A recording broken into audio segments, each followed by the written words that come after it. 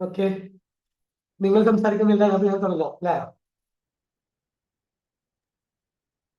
അല്ല, ഇനി ഞാൻ സംസാരിച്ച സാറ് ടൈം ഇതാവൂലേ? Okay okay. സാറ് അപ്പോ പ്രിയപ്പെട്ടവരെ, നമുക്കൊരു സിറ്റിംഗ്സ് നടത്തുന്നത്, ഒരു മിനിറ്റ്, കുടുംബജീവിതം എത്രത്തോളം ഭംഗിയാക്കാം എന്ന വിഷയത്തെ കുറിച്ചായിരുന്നു. കഴിഞ്ഞ ദിവസങ്ങളായി ഞങ്ങൾ പാരന്റിങ് ക്ലാസ്സുകൾ നടത്തിക്കൊണ്ടിരിക്കുകയായിരുന്നു. അതിൽ പാരന്റിങ് ക്ലാസ്സിൽ കുട്ടിയും മാതാവും പിതാവും, അല്ലെങ്കിൽ കുട്ടിയും മാതാവും കുട്ടിയും പിതാവും, ഈ ഒരു ആംഗിളിൽ നിന്നാണ് നമ്മൾ പാരന്റിങ് എന്ന വിഷയം സംസാരിച്ചുകൊണ്ടിരുന്നത്. എന്നാൽ കുടുംബ ജീവിതം എത്രത്തോളം എന്താ പറയുക സ്ട്രോങ് ആകുന്നുവോ അത്രത്തോളം നമ്മുടെ രാജ്യം സ്ട്രോങ് ആവുന്നുള്ളതാണ്. അപ്പൊ ഏതൊരു രാജ്യത്തിന്റെയും വളർച്ചയുടെ ഏറ്റവും അടിസ്ഥാന ഘടകം ഒരു കുടുംബമാണ്. സ്കൂളിലൊക്കെ നമ്മൾ കാണുന്നതാണ്, കുട്ടികളിലെ അടിപിടി കൂടുന്ന കുട്ടികളുടെ വീടുകളിലും നമ്മളൊന്ന് സന്ദർശിക്കുകയാണെങ്കിൽ കൃത്യമായി തിരിച്ചറിയാൻ കഴിയും അവരുടെ മാതാപിതാക്കളും അതുപോലെ പ്രശ്നത്തിലാണെന്നാണ്. അപ്പോൾ കുട്ടിയുടെ സ്വഭാവം രൂപീകരിക്കപ്പെടുന്ന കുടുംബത്തിൽ പ്രശ്നങ്ങൾ ഉണ്ടെങ്കിൽ കുട്ടിയുടെ സ്വഭാവത്തിലും വൈകല്യങ്ങൾ വന്നുകൊണ്ടിരിക്കും. അപ്പോൾ പാരന്റിങ്ങിന് വേണ്ടി നമ്മൾ കുട്ടികൾക്കുള്ള ട്രെയിനിങ് കൊടുക്കുന്നതിനനുസരിച്ച് തന്നെ രക്ഷിതാക്കൾക്ക് പരസ്പരമുള്ള കണക്ഷനെ കുറിച്ച് കപ്പിൾസിനുള്ള ഒരു പ്രത്യേക ട്രെയിനിങ് കൊടുക്കുകയാണെങ്കിൽ അവർ വളരെ ഹാപ്പിയാവും. പലപ്പോഴും നമ്മളൊക്കെ ജീവിക്കുന്നത്, നമ്മളെല്ലാവരും, ഞാൻ ഒരാളെ എടുത്തു പറയാം, നമ്മളൊക്കെ ജീവിക്കുന്നത് മുമ്പെപ്പോഴോ കഴിഞ്ഞുപോയ പ്രശ്നത്തെ ബേസ് ചെയ്തിട്ടായിരുന്നു. അല്ലെങ്കിൽ നമ്മുടെ അബോധ മനസ്സിന് അങ്ങനെ ഒരു പ്രത്യേകത ഉണ്ട്. മുമ്പെപ്പോഴോ കഴിഞ്ഞുപോയ ഒരു സംഭവത്തെ കൃത്യമായി ഓർമ്മയിൽ വെച്ചുകൊണ്ട് തന്നെ ആയിരിക്കും നമ്മളൊക്കെ ഇടപെടുന്നുണ്ടാവുക. അപ്പോ ഭർത്താവ് എന്നോട് അന്ന് അങ്ങനെ പറഞ്ഞില്ലേ, അല്ലെങ്കിൽ ഭാര്യ എന്ന് അത് അങ്ങനെ പറഞ്ഞില്ല എന്നൊരു ചിന്തയുണ്ടെങ്കിൽ, ഭാര്യയുടെയും വാക്കുകൾ അല്ലെ ഭർത്താവിന്റെയും വാക്കുകൾ തമ്മിലുള്ള കണക്ഷൻ ഉണ്ടെങ്കിൽ, പണ്ട് പണ്ട് എന്ന് പറഞ്ഞാൽ ഈ ദാമ്പത്യ ജീവിതം തുടങ്ങിയ സമയം മുതൽ അന്നുണ്ടായിരുന്ന അടുപ്പം പിന്നീട് കുറഞ്ഞു കുറഞ്ഞു കൊണ്ടേയിരിക്കും.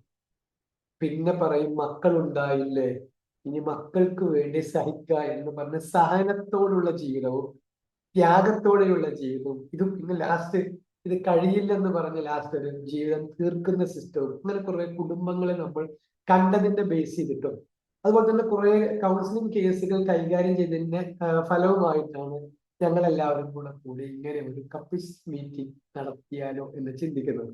അപ്പോ അതിന്റെ ഒരു ഇൻട്രൊഡക്ഷൻ സെഷൻ മാത്രമാണ് ഒരു ഫ്രീ വെബിനാർ ആയിട്ട് നമ്മൾ നടത്തിക്കൊണ്ടിരിക്കുന്നത്. അതിനുശേഷം നമ്മൾ ഒരു 7 ദിവസത്തെ പ്ലാൻ വെക്കുന്നു. ആ 7 ദിവസവും സക്സസ് ആണെങ്കിൽ ഇത് പോരാ എന്ന് അന്ന് നമുക്ക് തോന്നുകയാണെങ്കിൽ, 7 ദിവസം കഴിയുന്ന സമയത്ത് നമുക്ക് തോന്നുന്നുണ്ടെങ്കിൽ അതിന്റെ അനുബന്ധമായ ഒരുപാട് കാര്യങ്ങൾ നമുക്ക് ഡിസ്കസ് ചെയ്യണം.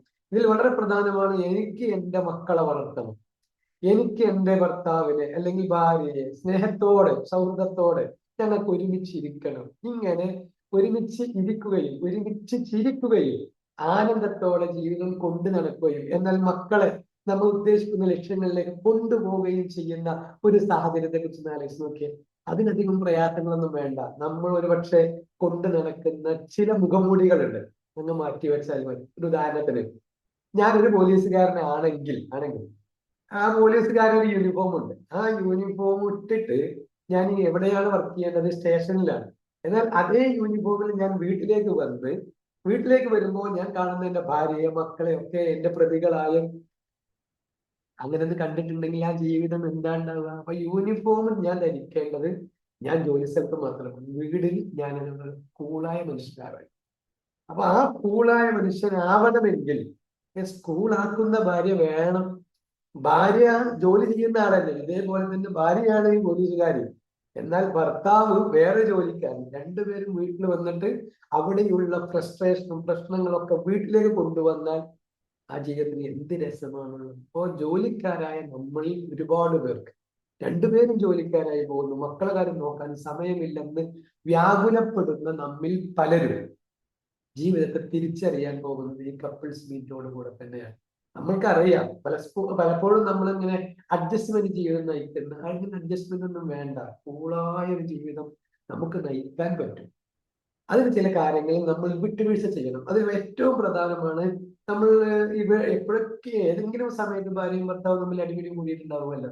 ആ കൂടിയ സമയത്ത് നമ്മളൊക്കെ പറഞ്ഞ വാക്കുകൾ എന്തായിരുന്നു വെച്ചാൽ ഭർത്താവിന്റെ കുഴപ്പങ്ങളായിരിക്കും, അല്ലെങ്കിൽ ഭാര്യയുടെ കുഴപ്പങ്ങളായിരിക്കും, അവർ നമുക്കെതിരെ പറഞ്ഞ വാക്കുകളായിരിക്കും. അല്ലെങ്കിൽ ഇങ്ങനെയുള്ള സാഹചര്യങ്ങൾ പഴയതിനെ എടുത്ത് പുറത്തേക്ക് എടുക്കുന്ന ആ സ്വഭാവമായിരിക്കും ഒരുപക്ഷെ നമ്മിൽ പലപ്പോഴും നേരിട്ട് നേരെയുള്ള യുദ്ധങ്ങളോ അല്ലെങ്കിൽ ശീതയുദ്ധങ്ങളോ അല്ലെങ്കിൽ കോൾഡ് വാറിൽ ഒന്നും മിണ്ടുക പോലും ഇല്ലാത്ത യുദ്ധങ്ങളോ അല്ലെങ്കിൽ പാത്രങ്ങളുടെ ശബ്ദങ്ങളോ ഒക്കെ ആയിട്ട് നമ്മൾ കേട്ടിട്ടുണ്ടാവുക അല്ലെങ്കിൽ അനുഭവിച്ചിട്ടുണ്ടാവുക. ഇതിനെ നമ്മൾ കൂളായ ഒരു ജീവിതമാക്കി മാറ്റാൻ, ആനന്ദകരമായ ഒരു ജീവിതമാക്കി മാറ്റാൻ അവിടെ നമുക്ക് എന്തെല്ലാം ചെയ്യാൻ കഴിയുമെന്ന് ചില ചില ടെക്നിക്കുകളിലൂടെ മനഃശാസ്ത്രപരമായി നമുക്കൊന്ന് കൈകാര്യം ചെയ്ത് നോക്കാം. എല്ലാം ഇന്ന് ഒരു ദിവസം കൊണ്ട് കൈകാര്യം ചെയ്ത് മനസ്സിലാക്കി ഇതന്നെ ആവും എന്ന് നമ്മൾ പ്രതീക്ഷിക്കുന്നില്ല. എങ്കിലും അതിലേക്ക് നയിക്കുന്ന ചില ചർച്ചകളിലേക്ക് കൊണ്ടുപോവുക എന്നതാണ് നമ്മൾ ആഗ്രഹിക്കുന്നത്. അപ്പോ നമ്മൾ ആഗ്രഹിക്കുന്നതും ചിന്തിക്കുന്നതും ഒരു ചർച്ച കഴിഞ്ഞതിന് ശേഷം ഇത് കേട്ടാൽ പോരാ, ഇത് നിങ്ങൾ ലൈഫിൽ അപ്ലൈ ചെയ്ത് തുടങ്ങണം. അങ്ങനെ അപ്ലൈ ചെയ്യാൻ ഒരു ഈസിയായ ഒരു കാര്യം പറയാം. ആദ്യം തന്നെ ഇന്ന് നിങ്ങൾ ആദ്യം ചെയ്യേണ്ട ഒരു വർക്കായിട്ട് ഞാൻ നിങ്ങൾക്ക് തരികയാണ്. ആദ്യമായി കേൾക്കുന്ന കാണുന്ന എല്ലാവരോടും കൂടിയുള്ള വർക്കാണ്. നിങ്ങൾ നിങ്ങളുടെ ഇണയെ, കപ്പിളിനെ കുറിച്ചിട്ടുള്ള ഒരു 10 പോയിന്റ്സ്, അയാളുടെ ഗുഡ് ക്വാളിറ്റീസ് നിങ്ങൾ എഴുതി തരണം. എനിക്ക് തരണ്ട, നിങ്ങളെ കയ്യിൽ വെച്ചാൽ മതി. എന്നിട്ട് ഇതേ സാധനം നിങ്ങളെ ഇണയോട്, പാർട്ട്ണറോടും നിങ്ങൾ ഇതുപോലെ പറയും. എന്റെ ഒരു 10 ക്വാളിറ്റീസ് നിങ്ങൾ എഴുതണം എന്ന് പറയും. എഴുതിയിട്ട് പരസ്പരം കൈമാറാം. അതായത് ഒരാൾ വിദേശത്താണ്, നമ്മളിവിടെ പറയുന്ന കാര്യമൊന്നുമില്ല, എന്നാലും ജസ്റ്റ് ഒന്ന് അയച്ചു കൊടുക്കുക. അയാൾ അറ്റ് എ ടൈം ഇങ്ങോട്ട് അയക്കാൻ വേണ്ടിയിട്ട് 10 ഗുഡ് ക്വാളിറ്റീസ്. വലിയ വലിയ പ്രശ്നങ്ങളെ സോൾവ് ചെയ്യാൻ പറ്റുന്ന നിസ്സാര ഒരു കേസാണ് ഈ ഗുഡ് ക്വാളിറ്റീസ്. ആ ചിന്ത നമുക്ക് ഇല്ലാണ്ടാവുമ്പോഴാണ് നമ്മൾ അടിപിടിയിൽ സ്ട്രോങ് ആവുന്നത്. കാരണം എന്നോട് ഒരു കാര്യം ഇങ്ങോട്ട് പറഞ്ഞു, അത് നിങ്ങളുടെ മുഖം കറുപ്പിച്ചിട്ടാണ് അല്ലെങ്കിൽ മുഖം ഒന്ന് മാറിയതായിട്ടാണ് എന്റെ അൺകോൺഷ്യസ് മൈൻഡ് നിങ്ങളുടെ മുഖം നോക്കിയിട്ട്, എന്റെ പാർട്ട്ണറുടെ മുഖം നോക്കിയിട്ട് മനസ്സിലാക്കിയത് എങ്കിൽ അപ്പൊ അതിനനുസരിച്ച മറുപടിയാണ് ഇവിടുന്ന് വരുന്നത്. അപ്പൊ നിങ്ങൾ എന്ത് ചെയ്യും? അതിനനുസരിച്ച് ഓപ്പോസിറ്റ് മറുപടി ഇങ്ങോട്ടും കൊടുക്കും. ഇങ്ങനെയാണ് ഭാര്യയും ഭർത്താവും തമ്മിൽ അടിപിടി കൂടിയിട്ടുണ്ടാവുക. ഇതേ സാഹചര്യം നമ്മുടെ മക്കൾ കണ്ടു വളരുമ്പോൾ അവരുടെ ജീവിതം മഹാപ്രയാസത്തിലായി. നിങ്ങൾ അഡ്ജസ്റ്റ് ചെയ്ത് ജീവിക്കുകയാണെന്ന് തോന്നിയാൽ പോലും നിങ്ങൾ ആരെയും അറിയിക്കുന്നില്ല, എന്നാൽ പോലും നിങ്ങളുടെ മക്കൾക്ക് അത് തിരിച്ചറിയാൻ കഴിയും. അപ്പോ സ്നേഹത്തോട് സ്നേഹസമ്പന്നമായ ഒരു മാതാവിനെയും പിതാവിനെയും കിട്ടണമെങ്കിൽ ദാമ്പത്യത്തിൽ സ്നേഹസമ്പന്നരായ ഭാര്യയും ഭർത്താവും ഉണ്ടാവണം. അപ്പോ ദാമ്പത്യം നിങ്ങൾ തുടങ്ങിയത് എങ്ങനെയോ എന്നതല്ല, ഇനി നമ്മളൊന്ന് യാദൃശ്ചികമായി കിട്ടിയ ഇണയാണ് നമുക്കുള്ളത് എങ്കിലും, അല്ലെങ്കിൽ നമ്മളായി തിരഞ്ഞെടുത്ത ആളാണ് എങ്കിലും, മാതാപിതാക്കൾ കൊണ്ടുവന്ന ആളാണെങ്കിലും, ഇപ്പൊ നമുക്ക് അയാൾ തന്നെ, നമുക്ക് മക്കളുമുണ്ട്. ഇനി നമുക്ക് ഒരു പക്ഷെ മമ്മൂട്ടി പറഞ്ഞ വാക്കുകൾ പോലെ തന്നെ വാക്കുകൾ കൊണ്ട് കിട്ടിയതാണ് ഈ ബന്ധത്തെ. വാക്ക് കൊണ്ട് തന്നെ നമുക്ക് പിരിക്കാനും പറ്റും. പക്ഷെ ഈ വാക്ക് കാരണത്താൽ കൂടെ കൂടിയ, ഒരിക്കലും പിരിക്കാൻ കഴിയാത്ത ഒരുപാട് ബന്ധങ്ങളുണ്ട്. അതാണ് ദാമ്പത്യ ബന്ധം. ആ ദാമ്പത്യ ബന്ധത്തെ സ്ട്രോങ് ആക്കുമ്പോൾ നമ്മുടെ കുട്ടികളും സ്ട്രോങ് ആവും. മക്കള് നിങ്ങൾ ഉദ്ദേശിക്കുന്നതിനേക്കാൾ അപ്പുറത്തേക്ക് പോവാൻ കഴിയുന്ന മക്കളും ബുദ്ധിയുള്ളവരുമാണ് നമുക്കൊക്കെ കിട്ടിയ മക്കൾ. അപ്പൊ ആ മക്കൾക്ക് അനുയോജ്യരായ മാതാവിനെയും പിതാവിനെയും നമുക്ക് കൊടുക്കണം.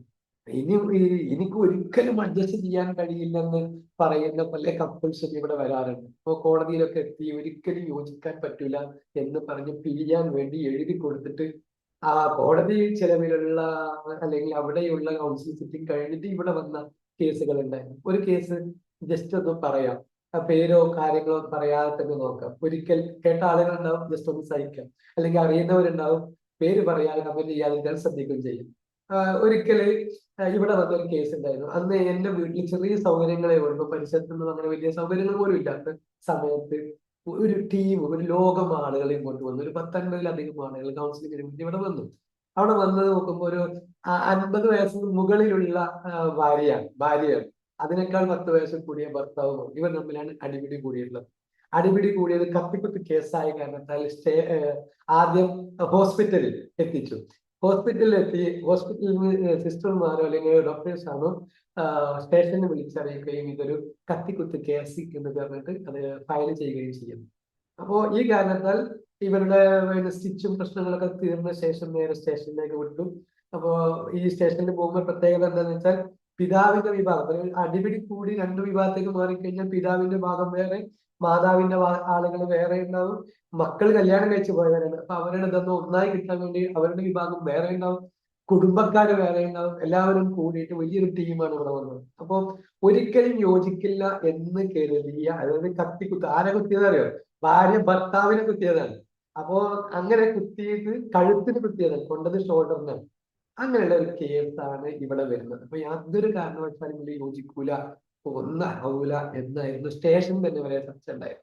അങ്ങനെയുള്ള ആളിവിടെ വന്ന് ഇരുന്ന ഉടനെ ഞാൻ ചോദിച്ചു, പിന്നെ നിങ്ങളുടെ ഭാര്യയുടെ ഒരു ക്വാളിറ്റീസ്, അല്ല ആദ്യം ചോദിക്കുന്നത് ഭാര്യയോട്, കുത്തിയാള് പ്രതി എന്ന് പറയപ്പെടുന്ന ആൾ നമ്മുടെ ഭാര്യയാണ്.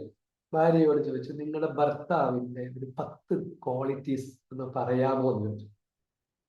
അപ്പോ അയാൾ പറഞ്ഞത്, ഞാന് ഇയാളുടെ ഇഷ്ടം കൊണ്ട് കുത്തിയതൊന്നുമല്ല, ദേഷ്യം കൊണ്ട്, പക കൊണ്ട് കൊല്ലാൻ വേണ്ടി കുത്തിയതാണ്. അയാളുടെ ഭാഗ്യം കൊണ്ട് അയാൾ രക്ഷപ്പെട്ടു പോയതാണ്. ഞാൻ കുത്തിയത് കഴുത്തിനാണ്, ഒറ്റ കുത്തിന് തീർക്കാൻ തന്നെയാണ്. എത്രയൊക്കെ സഹിക്കുക എന്നുള്ള ചോദിച്ചത് മലപ്പുറം സ്റ്റൈലാണ്. കുത്തിയത് കൊണ്ടത് യാദൃശ്ചികമായി ഷോൾഡറിനായിപ്പോയി. ഇനി വേറെ രസം എന്ന് വെച്ചാല് ഇയാള് കൈ കത്തി കൊണ്ടു കൊത്തിയ ശേഷം ഹോസ്പിറ്റലിൽ കൊണ്ടുപോയത് ആരാന്ന് ചോദിച്ചാൽ ഈ ഭാര്യയാണ്. അത് എങ്ങനെയാന്ന് ചോദിക്കുമ്പോ ഇയാള് ഭാര്യയോട് ചോദിക്കുന്നു, 10 നല്ല ക്വാളിറ്റീസ് എന്ന് പറയുമ്പോ ഒരു ഗുഡ് ക്വാളിറ്റീസും ഇല്ല. ഒരു 10-40ഓളം വർഷം ഒരുമിച്ച് ജീവിച്ചിട്ട് ഭാര്യയുടെ 10 അല്ലെ ഭർത്താവിന്റെ 10 ക്വാളിറ്റീസ് പറയാൻ വേണ്ടി പറഞ്ഞപ്പോ ഇല്ല, പകയും ദേഷ്യത്തിലുമാണ്.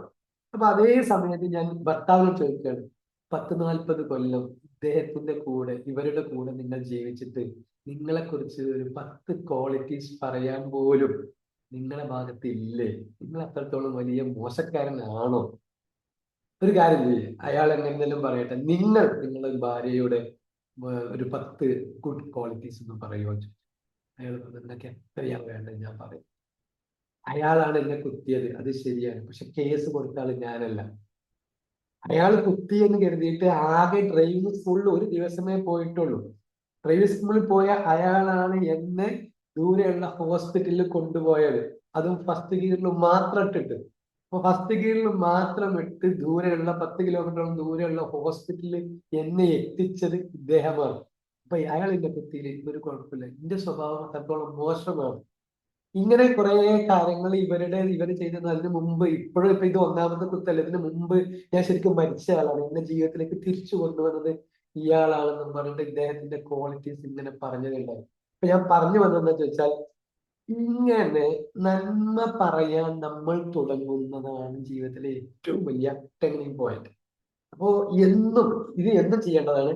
ഇപ്പൊ നമ്മൾ പറഞ്ഞത് 10 ക്വാളിറ്റീസിൽ നിന്ന് എഴുതി വച്ച് ഒന്ന് ഈ ഒരു കണക്ഷനിലേക്ക് നിങ്ങളൊന്ന് സ്ഥാപിക്കുക, പുതുതായി പുതുക്കി കൊണ്ടുവരിക. നമ്മൾ എപ്പോഴൊക്കെയോ സങ്കടങ്ങളും ദേഷ്യങ്ങളും, കാരണം നമ്മുടെ ഉള്ളിൽ നെഗറ്റീവ് എനർജി കൂടിയവരാണ്. അതുകൊണ്ട് തന്നെ നമുക്കൊന്നും മറക്കാൻ കഴിയില്ല, പൊറുക്കാനും കഴിയില്ല. ഇങ്ങോട്ട് വല്ലതും ചെയ്തിട്ടുണ്ടെങ്കിൽ പലപ്പോഴും നമ്മുടെ ഉള്ളിൽ അതിങ്ങനെ എഴുന്നേറ്റ് വരികയും നമ്മളത് പലപ്പോഴായിട്ട് പുറത്തേക്ക് ഇടുകയും ചെയ്യും. അപ്പൊ ഭാര്യ ഭർത്താവിനെ ഇഷ്ടപ്പെടുന്നുണ്ടെങ്കിൽ ആ ഇഷ്ടം സഹിച്ചിട്ട് ആയിരിക്കാമല്ലോ, സഹനത്തോടു കൂടിയുള്ളതല്ല, ഇഷ്ടപ്പെട്ടിട്ടാണ്, എല്ലാം അറിഞ്ഞുകൊണ്ട്. അപ്പൊ എല്ലാം അറിഞ്ഞും എല്ലാം മറന്നും നമുക്ക് ഇനി ജീവിക്കണം, മക്കൾക്ക് വേണ്ടി ജീവിക്കണമെങ്കിൽ മക്കളെയും നമ്മുടെ ജീവിതത്തിൽ കൂടെ കൂട്ടേണ്ടവരാണ്. കാരണം ഇന്ന് നമുക്ക് കയ്യും കാലൊക്കെ ഉയർത്താൻ കഴിയുമെങ്കിലും നാളെ ഇത് ഉയരുമെന്ന് നമുക്കൊരു ആദ്യ പ്രതീക്ഷയില്ലാത്തവരുണ്ട്. അപ്പൊ നമുക്ക് ഒരു സഹകരണം എന്ന മനോഭാവം നമ്മുടെ ഉള്ളിൽ ഉണ്ടെങ്കിൽ പോലും നമുക്ക് കുറച്ചുകൂടെ അടുത്ത് ഇടപഴകണമെങ്കിൽ അദ്ദേഹത്തിന്റെ നന്മകളെ കുറിച്ചുള്ള ചിന്തകൾ നമ്മളിലേക്ക് എടുക്കണം. അതോടൊപ്പം തന്നെ അദ്ദേഹം ചെയ്തുന്ന ഒരുപാട്, അല്ലെങ്കിൽ ഭാര്യ ചെയ്തു തന്ന ഒരുപാട് നന്മകൾ നമ്മുടെ ഉള്ളിലുണ്ട്. അപ്പൊ അവർ ചെയ്തു തന്ന നന്മകൾക്ക് നമ്മൾ നന്ദി പറയുക എന്നത് വൈകുന്നേരം ഉറങ്ങുന്നതിന് മുമ്പ് നമ്മൾ ചെയ്തിരിക്കണം. അപ്പോഴേ നമുക്കൊരു ഇന്റിമസി, എനിക്ക് വേണ്ടപ്പെട്ടവരുടെ ഫീലിംഗ് ഉണ്ടാവുള്ളൂ. ഇപ്പോ അടുത്ത കാലത്ത് ഉണ്ടാകുന്ന കേസുകളൊക്കെ ആണെങ്കിൽ ഒരു വിവാഹ ബന്ധം തീരുമാനിച്ചു, ഡേറ്റ് ഒക്കെ ഫിക്സ് ആയി കഴിഞ്ഞ ശേഷമാണ് നമ്മൾ എല്ലാ കത്തുകളും പരിപാടികളൊക്കെ നടന്നു. ആ ദിവസം നമ്മളെല്ലാം ബിരിയാണി കഴിക്കാൻ വേണ്ടി റെഡിയായി ചെല്ലുമ്പോഴാണ് പെണ്ണ് സമ്മതിക്കുന്നില്ല, അല്ലെങ്കിൽ ചെക്കന് വേണ്ട എന്ന 2 കൺസെപ്റ്റ് കല്യാണത്തിന്റെ തലേ ദിവസമാണ് നമ്മളെല്ലാം അറിയുന്നുണ്ടാവുക. നമ്മളൊക്കെ ആ ഡേറ്റ് ഒക്കെ ഹോൾഡ് ചെയ്ത് പോകാൻ റെഡിയായി നിൽക്കുമ്പോഴാണ് അവർ തമ്മിൽ പ്രശ്നമാണെന്ന് തിരിച്ചറിയേണ്ടത്. അപ്പോ അവസാന നിമിഷത്തിലാണ് ഇയാൾക്ക് വേറെ കണക്ഷൻ ഉണ്ട്, അയാൾക്ക് വേറെ കണക്ഷൻ ഉണ്ട് എന്നൊക്കെ പറയുന്നത്. നമ്മളെ ബ്ലൂടൂത്ത് പോലെ ബ്ലൂടൂത്തിന്റെ പ്രത്യേകത നമ്മൾ അടുത്തുണ്ടെങ്കിൽ നല്ല കണക്ഷൻ ഉണ്ടാവും. ആ ബ്ലൂടൂത്ത് ഒന്ന് വേറെ കുറച്ച് അകലത്തേക്ക് പോയാൽ അപ്പൊ നമുക്ക് കാണാം അതിന് search for new device, other device, വേറെ ഡിവൈസിനെ തെരഞ്ഞുകൊണ്ടിരിക്കുന്നുണ്ടാവും. ഇങ്ങനെ നമുക്ക് നമുക്ക് നമ്മുടെ ഭാര്യ, നമ്മുടെ ഭർത്താവ് ആ ഒരു ഫീലിംഗ് ഉണ്ടെങ്കിലും അതിനൊരു ഇത്തിരി അകൽച്ച വന്നാൽ നമ്മൾ പതറിപ്പോവും. മറ്റൊന്നിലേക്ക് നമ്മൾ തിരിച്ച് ഒരു സെർച്ചിങ് നമ്മൾ നടത്തിക്കൊണ്ടിരിക്കും. നമ്മൾ, അതാണ് ആ വാക്കിന് ഉപയോഗിക്കുന്നത്. അപ്പോൾ ഒരു എന്റെ ഭാഗത്ത് മാത്രം അല്ലെങ്കിൽ അയാളുടെ ഭാഗത്ത് മാത്രം എന്ന വാക്കിനെ നമ്മൾ എടുക്കേണ്ടതില്ല. ആ വാക്കിനുള്ള പ്രധാന കാരണം എന്താണെന്ന് ചോദിച്ചാൽ, ഇങ്ങനെ നമ്മളെ മനസ്സുകൾ തമ്മിൽ അടുത്ത് ഇടപഴകണമെങ്കിൽ ഏറ്റവും പ്രധാനമാണ് നന്ദി പ്രകാശിപ്പിച്ചുകൊണ്ട് തന്നെ മനപ്പൊരുത്തം എന്ന് പറഞ്ഞ സാധനം തന്നെ ആ മനസ്സുകൾ തമ്മിൽ പൊരുത്തപ്പെടുക. അപ്പോ ദൈവമായി നമ്മളെ മുന്നിൽ തന്ന ഇടയെ, അല്ലെങ്കിൽ ദൈവത്തിൽ വിശ്വസിക്കാത്ത ആളുകൾ ഒരുപക്ഷെ നമ്മുടെ കൂടെ ഉണ്ടാവാം. അപ്പോ അങ്ങനെ ഒരു നിമിത്തമായി നമ്മുടെ കൂടെ കിട്ടിയ ആളെ വഴിയിൽ നമുക്ക് ഉപേക്ഷിക്കാനുള്ളതല്ല, കൂടെ ജീവിക്കാനുള്ളതാണ്.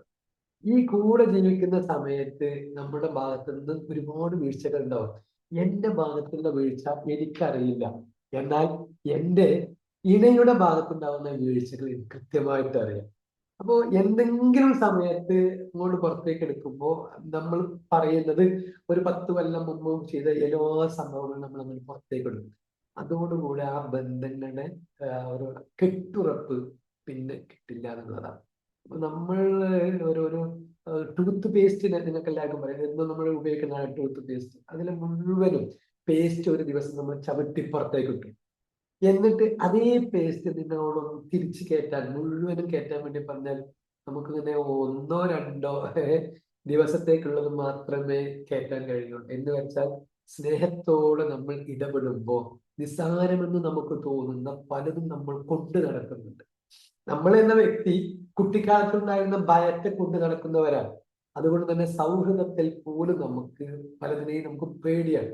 അടുത്ത് ഇടപെടുന്ന ഒരാളോട്, ഉദാഹരണം കുട്ടിക്കാലത്ത് നമ്മളൊരു പൂച്ചയെ ഭയപ്പെട്ടു എന്ന് നോക്കാം. പൂച്ചയെ ഭയപ്പെട്ട ഒരാൾക്ക് പിന്നെ എത്ര മുതിർന്ന ഒരാളാണെങ്കിലും അതേ പൂച്ചയെ കാണുമ്പോൾ ഭയം വരും. ഇപ്പോ ഒരു ഫോബിയ ആയിട്ട് മാറുന്നുണ്ടാവും കോക്രോച്ച്. കോക്രോച്ചിനൊക്കെ ഭയമുള്ള കുറെ ആളുകളെ കിട്ടിയിട്ടുണ്ട്. അപ്പൊ ആ കോക്രോച്ചിന് ഭയമാവുന്നത് കുട്ടിക്കാലത്ത് ഒന്ന് നടന്നു പോയതാണ്.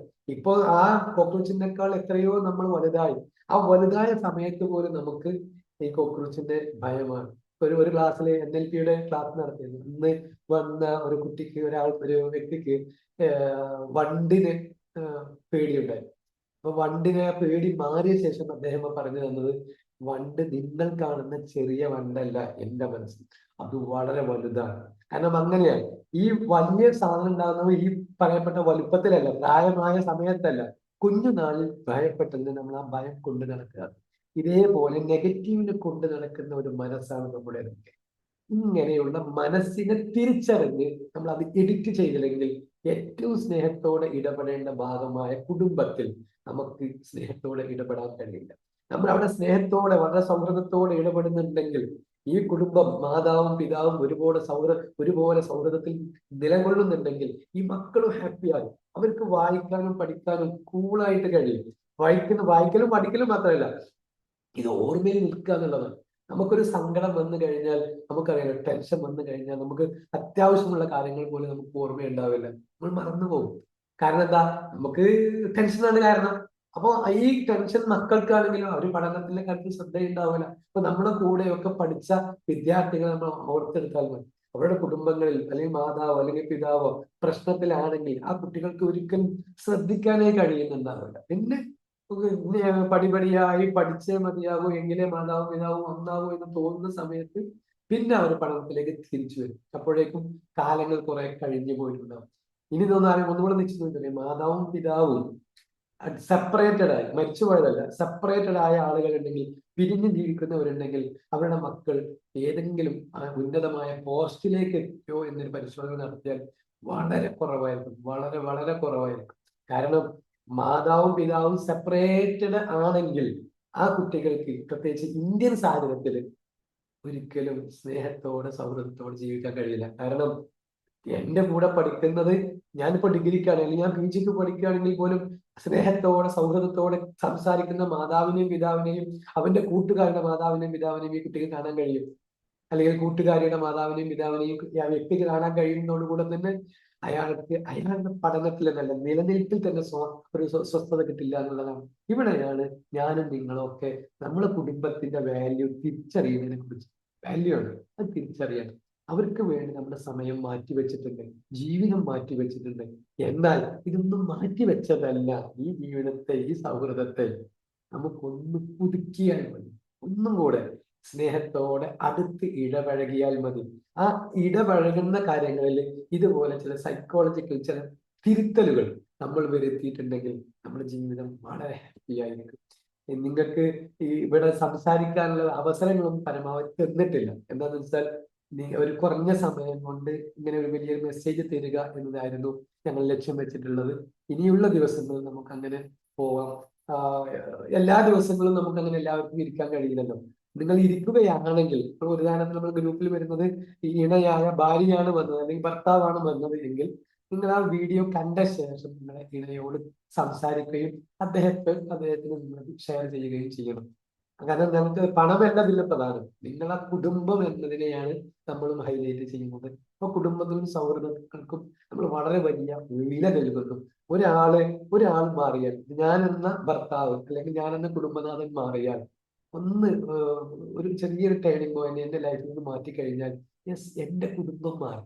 നിങ്ങളെന്ന ഭാര്യ അല്ലെങ്കിൽ നിങ്ങളെന്ന കുടുംബനാഥ അയാൾ ഒന്നും മാറിയാൽ ഒരു കുടുംബമാണ് രക്ഷപ്പെടുന്നത്. ആ ഒരു ഫീലിംഗിലാണ് നമ്മളുള്ളത്.